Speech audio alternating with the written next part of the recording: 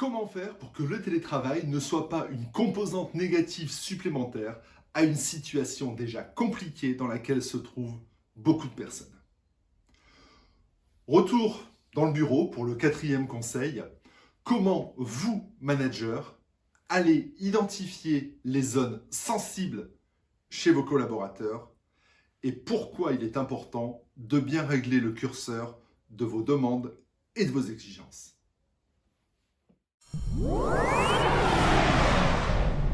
Allez, sois fort, sois positive, mais ça pourrait être pire. Non, non, non, non, non, non, non. J'ai beau chercher. Nulle part je ne trouve, quand quelqu'un ne va pas bien, lui dire que ça pourrait être pire va le faire aller mieux. Je trouve pas, je trouve pas.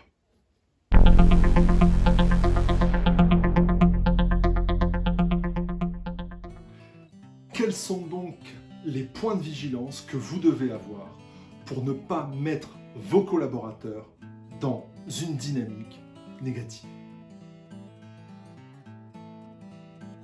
Je te surveille. Attention à la façon dont vous contrôlez l'activité de vos collaborateurs. Bien évidemment, il faut le contrôler, mais ne le faites pas de manière inopinée. Faites-le de manière claire, précise. Faites-le sur ce qu'ils font et non pas sur ce qu'ils sont en train de faire au moment où vous les appelez. Encore une fois, ils sont dans un environnement privé et professionnel. Prenez donc de la distance par rapport à ça.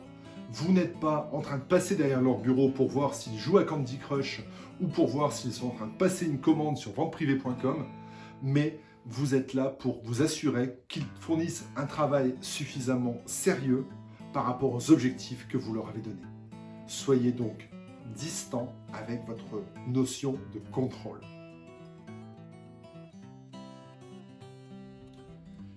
Les objectifs, parlons-en. Vous avez peut-être dû changer votre façon de faire et non plus donner une liste de tâches, mais donner un objectif plus global à vos collaborateurs quand ils sont en télétravail. Soyez vigilants sur la façon dont votre collaborateur gère cette pression, entre guillemets. A-t-il la capacité de s'auto-évaluer par rapport à cet objectif? Est-il sûr qu'il fait le bon travail? Est-il sûr qu'il fait un travail suffisant? Il a perdu beaucoup de repères et peut-être que votre collaborateur ne sait pas si ce qu'il fait en télétravail est aussi efficace que ce qu'il fait quand il est au bureau. Certains s'en moquent certainement complètement, mais pour d'autres, ça peut être une zone de stress énorme. Soyez donc rassurants sur la qualité du travail fourni par vos équipes.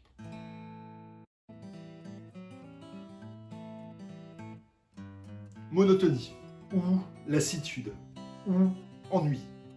Habituellement, les interactions sociales, je prends les transports, je prends ma voiture, j'emmène une collègue, je déjeune avec mes amis collègues, je vais à la salle de sport, on se fait un ciné.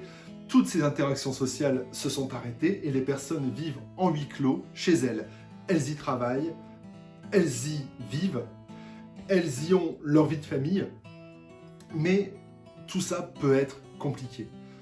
Si vous sentez que cela est compliqué pour certaines personnes de votre équipe, essayez peut-être de les faire interagir les unes avec les autres ou créer peut-être un événement où tout le monde se retrouve autour d'un sujet sympa et non professionnel, histoire de remplacer la machine à café.